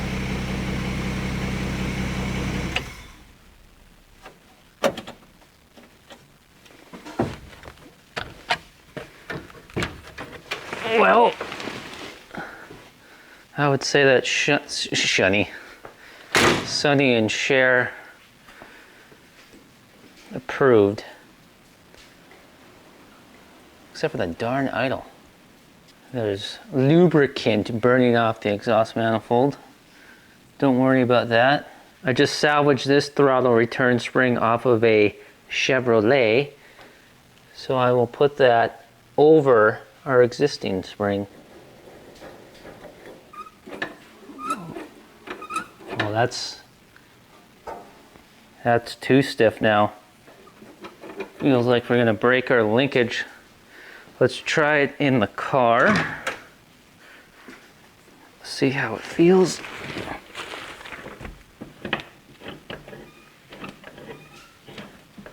I mean, we can definitely use it, but oh, my butt is just catching on everything. But that's really, yeah, that's way more stiff than it needs to be. Let's just go with the one larger spring, and hopefully this will make this porridge just right. Oh gosh, am I gonna start reciting nursery rhymes? Please don't. Oh, I think that might be perfect. Trouble is, I took that spring off of a perfectly working vehicle.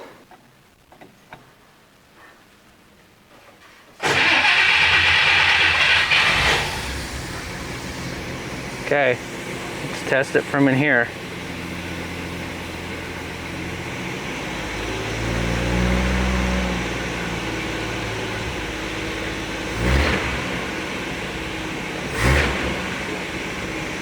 Did it come back all the way or no?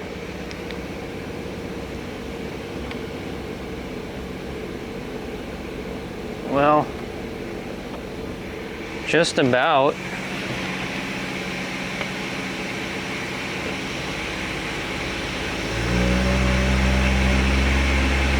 Okay, let's say we're climbing back up the hill, which I hope we have. What if we get down the hill and then we don't have enough power to get back up?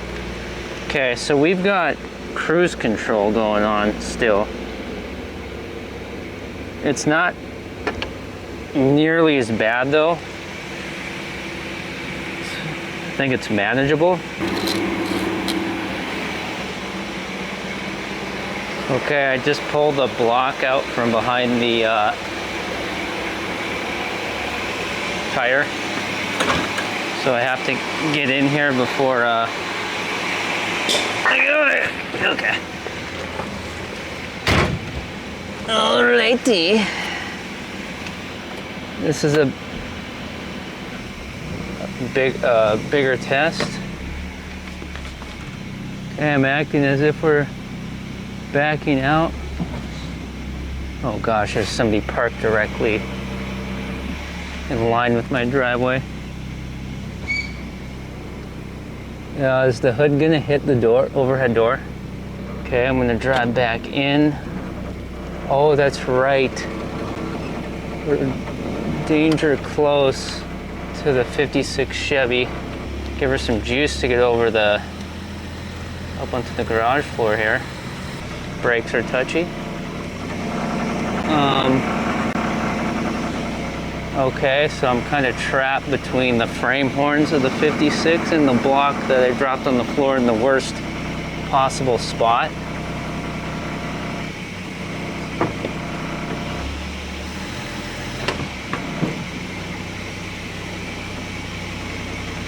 Okay.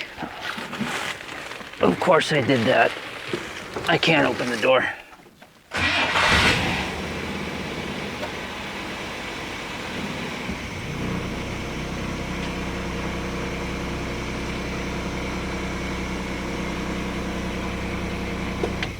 All right, it's time to clean all this junk off the fenders and go drive this car on a public roadway for the first time since, closed course, first time since 1975.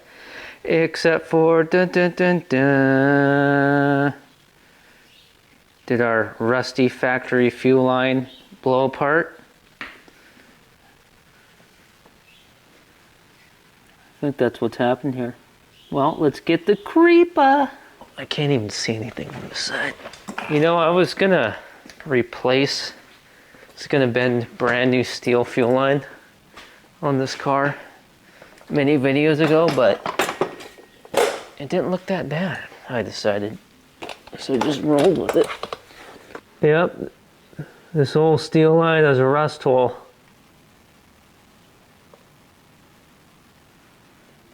Oh, there's a cotter key in the floor drive. Nice score. This house is for sale, and it's an attached garage.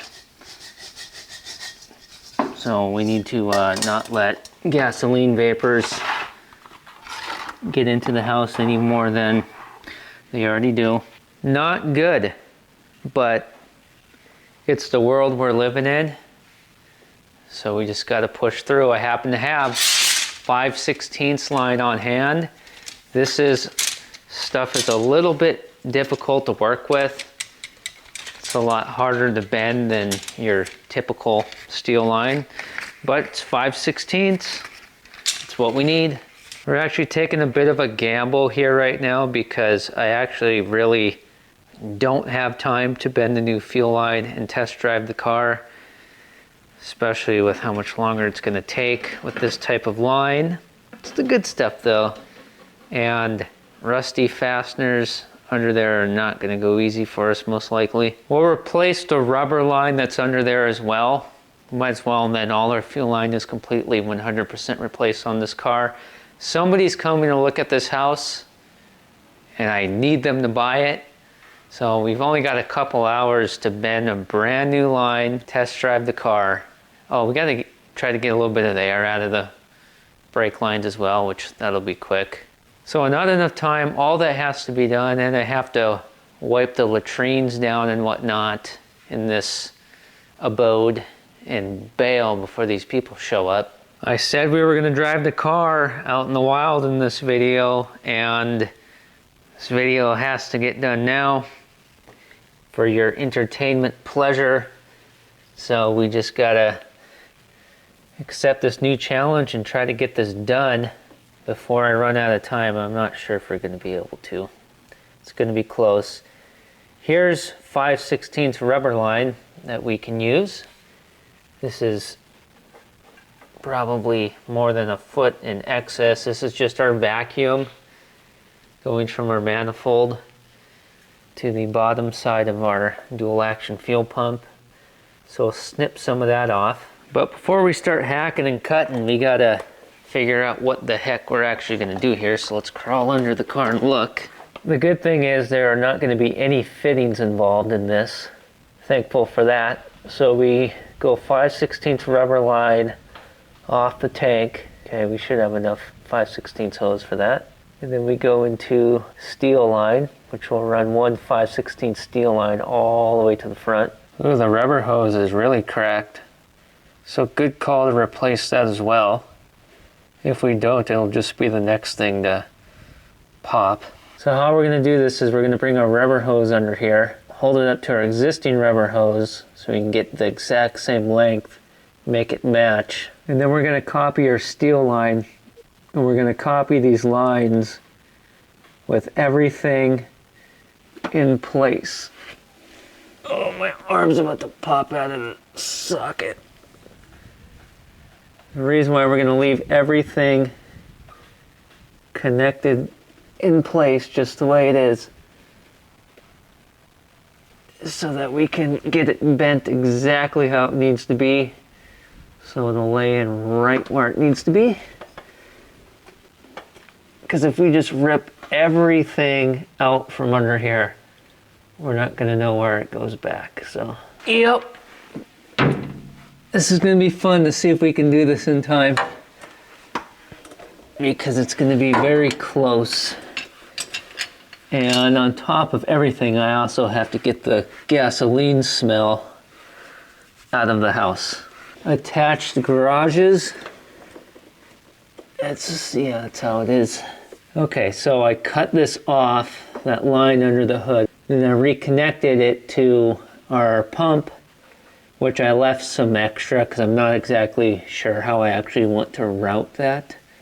Okay, well, let's go with the natural curve of the hose. Alright, so we cut it right about where my thumb is. We're either going to be spot on, or we're going to have to trim just a little bit extra off. Which it actually doesn't matter, we can be longer. Okay, well, which side did we want to keep? This side. Oh yeah. Oh, perfecto. One shot, one kill. I checked the hose clamp supply, and we're out. Well, we've got one hose clamp on hand that's the right size for this. So we'll just stick with these factory spring clamps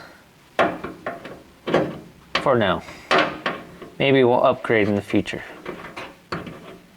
But if they worked in 1962,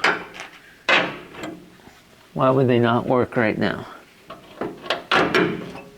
Well, I am about to start exchanging unpleasantries with this clamp. Come on, we could be halfway done with this by now. Oh. Okay. Well, we knew we could have done that the whole time. It's pretty routine. I just twisted the line and it just broke off. It's that dry and rotted. It almost ripped all the way off and I stopped because gas started coming out. Need to get another pan under here. I really got to try to have this place not smell like gasoline in the 2 hours from now. A bucket's got a hole in it. A bucket's got a hole in it. I can't buy no beer. Do, do, do, do, do.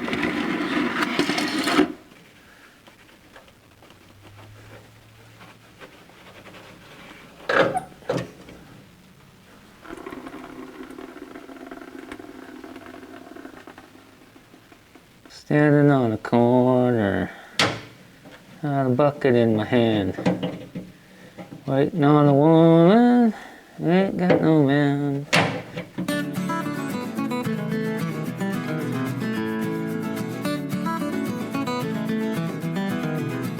Okay, we got the rubber hose in place, got the spring clamp on that end. I used some of Nature's free lubricant to get that on there. A little saliva, did show you that, kind of disgusting, but it's free and you can access it whenever you want. Well, I guess unless you're parched in a desert environment. Perfect. Now we just need to make the steel line. So the screw in that clip, we got to get out, and we got to get that one as well. I'm gonna go under there and lube this, and then I'm gonna start hacking away on our long steel line all the way up to the front. Hopefully there's no snafus. Hopefully our little rusty bits here don't just strip out or snap. All right, let's do it. I'll see you on the other side. Break on through. Got that hardware out underneath the car. It was actually not too bad. Piece of cake. Nice non-Rust Texas car. Pretty nice. I rolled out about, oh, I don't know. What is that, 12 feet? And I roll it out using the hard floor, the concrete garage floor, to assist on rolling it out flat so that you don't put any kinks in the line. And we only need to come, we got more than enough rolled out because our steel line comes up to about there or so. So if we want to just guesstimate, say about right there, yeah, we got enough rolled out. And the line kind of snakes a little bit, and then that frame rail, no, unibody construction, but you know what I'm saying, kind of has a curve to it. So this is a pretty good curve to begin with. We got enough length here, and we're not going to cut it yet. We're going to leave that end down there just like that. But I'm going to bring the line outside and slide it underneath the car all the way up to the front, and then kind of start massaging things into place. And we are going to need to put a barb, if you will, on both ends of our line, because even with the clamp, our line could come, well, we're going to have rubber hose on each end of this steel line, and so we are going to put a barb on each end, or a flare, to help keep our hoses all in one piece. Even though there's, you know, it's not high pressure or anything, but we want to make sure our fuel line is secure. So I'll show you how we're going to do that when we get to it.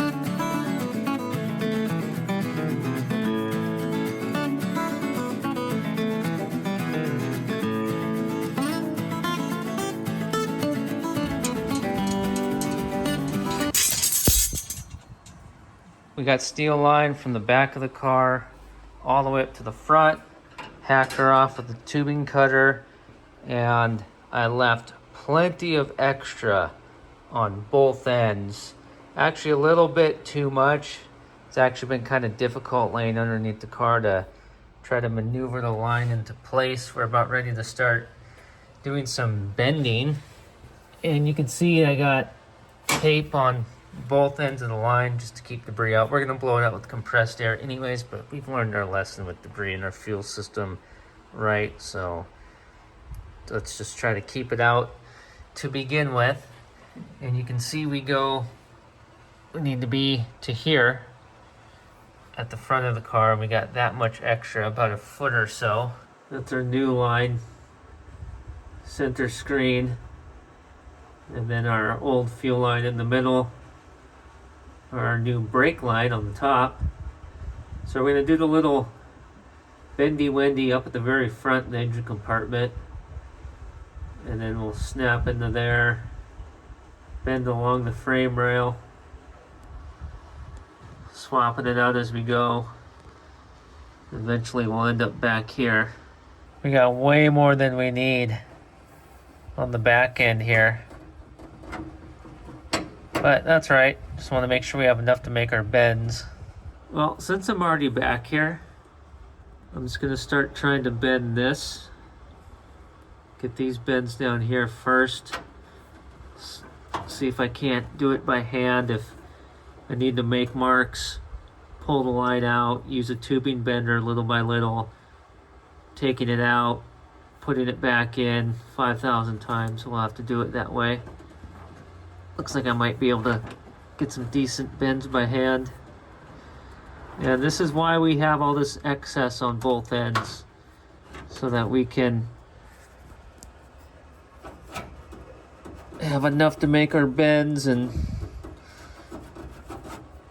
we know that we're not going to mess up the other end.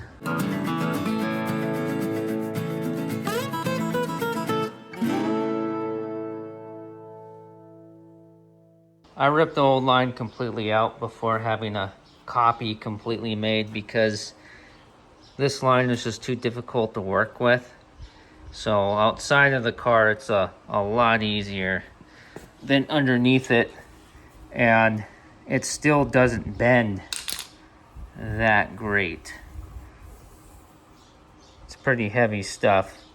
But what I'm going to do right now is I got this complicated end roughed out, and I threw our clips on, and now I'm going to use this flaring tool, and I'm going to double flare this end just as we did with the brake lines on this car here in Freeman's garage, and that will give us our nubbin on the end to help keep our rubber hose on. Brace yourself. We need a 5/16 anvil so that we can flare this end. 1/2 inch, 3/8, should be 5/16, 1/4, 3/16. We have 2/4. They're the same size. Holy Ricky Steamboat. We're gonna do something never before seen, only here in Freeman's garage. We're gonna go with the 1/4 inch anvil that was in, oh no, it's not the one that was in the 3/8 spot. Okay, yep, it was the one that was in the 3/8 spot. Maybe Lady Luck is on our side. Actually, I'm not very concerned about it because we're not really gonna ruin anything, because there's not gonna be much pressure at all in this. And all we really need to do is just, we don't even really need to try to do a double flare. All we really need to do is just schmooze the end, just something to, just to form it, something for the hose to grab onto. You know what, that's probably good. Now if it was a brake line, we wouldn't be doing it like this, of course. I think I already said that.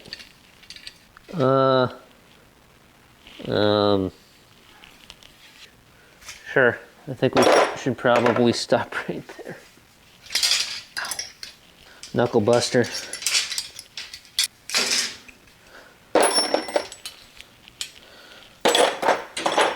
Yeah, sure. That'll work. Get a 100-year-old file in here. We don't want to restrict fuel flow and lose power. File it down real good. Nice and smooth. Here's the original end. That would be nicer, but that's pretty good. I'm happy with that. The line is in. Now note that it is not in that clip center screen. That bend, there's a last bend that needs to be completed. And also, there is no nub on the end of the line. I didn't do that because, well, it's too difficult to bend down in there. It's just not going to happen. And again, taking the line out to do I don't have time. I'm freaking out. I got the original sheathing off of our original line here. I got it on the new line. And that clip right there that goes into the frame rail, well, it broke a little bit, so we're gonna have to work on that later. I'm not too thrilled about this screw. I'll show you what that's for in a second when we go underneath the car here. Our new rubber line is in place. The little screw is for that clip center screen. That's not supposed to be there, it just slid down. That was for that hole right there, but it's just a little self-tapper and it will not tighten up. So what we're going to do is when we detail this car, we'll take the seats out, we'll pull the carpet up, and we'll put a bolt through there. And actually, oh yeah, I was going to tell you this, I actually don't like the idea of a screw falling out right next to my tire. Now this one, remember up here, this is actually a stud and a nut. Basically a nut and a bolt, right? So that's what we'll do with that one. But not today. And then we popped out of one of our frame rail clips, or snugged into most of the other ones. And that's just because that line is just, it's too difficult to work with under here. At a later date, we will make all of that perfect. And we really will do that because we're going to do a lot of detail in this car. But I cannot mess up this house showing. This house, I have to get it sold or we're not going to be able to close on the new Freeman's Garage location up in Oklahoma. I don't know if that's a good thing or a bad thing. But I also need time today to try to load up a trailer with tools and fenders and junk and stuff and maybe some clothes. I don't know, I don't really own a lot of clothes. But I'm gonna make a run up there, up to Oklahoma this weekend and get some stuff up there. Yeah. I threw a mystery toolbox in here. I'm not sure what's all in there, but just in case, we gotta get going. I'm gonna hook the battery up, put a little gas in the carburetor since our line is empty, get her running off the pump, get everything back to normal, I'll throw the air cleaner cover on, and then out the door we go. There's a brand new neighborhood being built over yonder, so we're gonna cruise through that. All right, I'll get this thing started, I'll meet you out there. Okay, we're in some random neighborhood somewhere. We might even be in a different town. Hey, the Rambler just shifted. Brakes are not the best. I didn't bleed them like I said we were going to. But we're driving. Oh, this is a fancy neighborhood. Oh, look at this, Cadillac family. Oh, here's the brand new neighborhood I saw in a satellite image.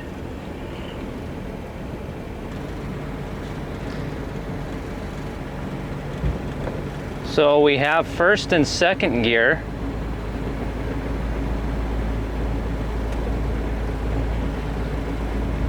Everything seems to be going swimmingly. It's an odd sound coming from the back, but you know, we got a lot of road noise. And I have no clue where we are or where we're going. We're just a rambling.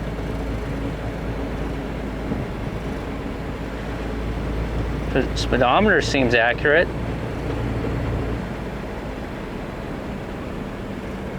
Boy, I feel very comfortable in this seat. I got the poncho on here because the seat looks like it has malaria.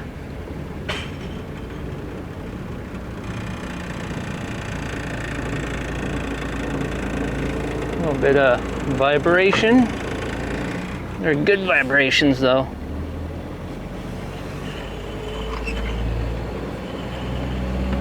Yep, no clue where in the world we are. Although I guess I didn't really drive all that far, but yep, brand new neighborhood. Perfect place to pick up a screw. Lots of construction. Oh, is this a... Oh, I thought this was a colda bag. Not a colda bag, a cul-de-sac. Oh, yeah, here's where all our screws are gonna come from. All right, hold on, I gotta back up.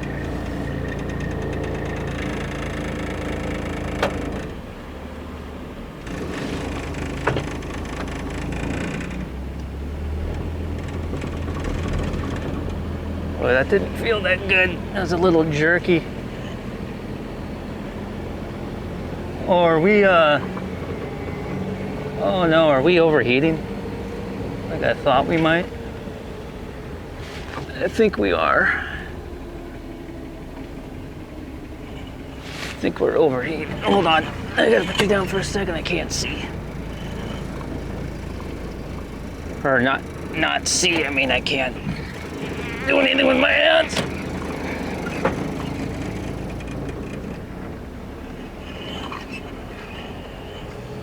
Oh, maybe that was just the, maybe it was just a reflection. I could swear I saw steam coming out from the hood. Huh. Oh. It wasn't running quite right in the garage. Almost as if we have a, would you knock it off? Almost as if we have a fuel flow issue again.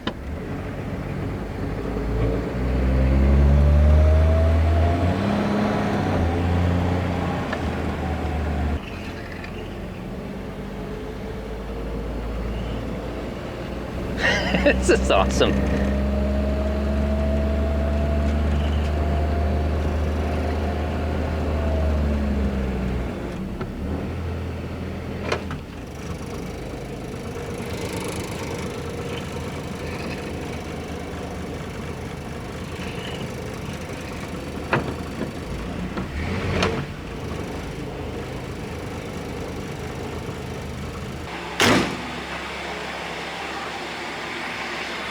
Check the transmission fluid. Man, that, oh, you hear how smooth this is? This 196 cubic inch Nash designed engine is running.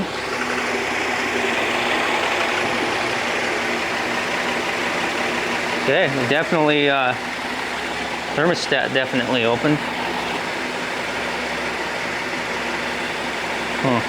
Yeah, we definitely need to add transmission fluid. I wish I had time to do that today and then go drive it again and check it again. Listen to how smooth this engine is idling after taking her out for a drive. That's probably about a half an hour drive. I don't want it, don't want to let it sit here and idle for too long though. These things like to get hot.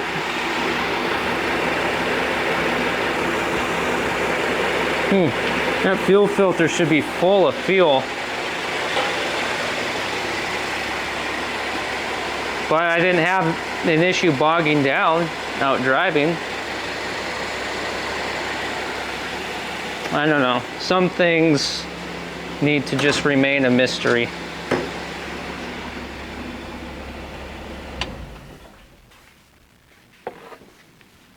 Well, I call that a success, boys. Are we puking anywhere? Puking out the overflow tube at all? Yeah, it looks like we are. Okay, well that could be from out running on the road and then sitting here and idling for a little bit, but I guess we weren't idling for too long. Oh, and I forgot to mention, I noticed that this stud for the water pump was missing its nut. I found a fine thread nut and put it on there when I finished up the fuel line. Never noticed that before. So now with this car, we need to make sure that we get some transmission fluid in that transmission, which I can't believe that works. You've seen the previous videos of how bad that transmission was. So I can't believe we were able to clean that thing up and put it back together and it works the way it does. So we got to do that. Eventually we'll get the fuel line completely finished how we want it. That's water that was coming out the overflow. I guess it was puking as we were coming in the garage. Okay, well, so that's brings up another thing. I want to throw a set of actual gauges in the car, a water temp and oil pressure, and not just rely on idiot lights. The brakes could use a proper bleeding too. They weren't that bad, a guy can get used to them, but there's definitely some air in there, so we got to do that the proper way. Yeah, we rambled at 40 miles an hour. I'll see you next time. I can't wait to work on this car again. This is awesome. We're going to be rambling to the Kenosha, Wisconsin, Mount Everest, Royal Gorge. I think I found our noise.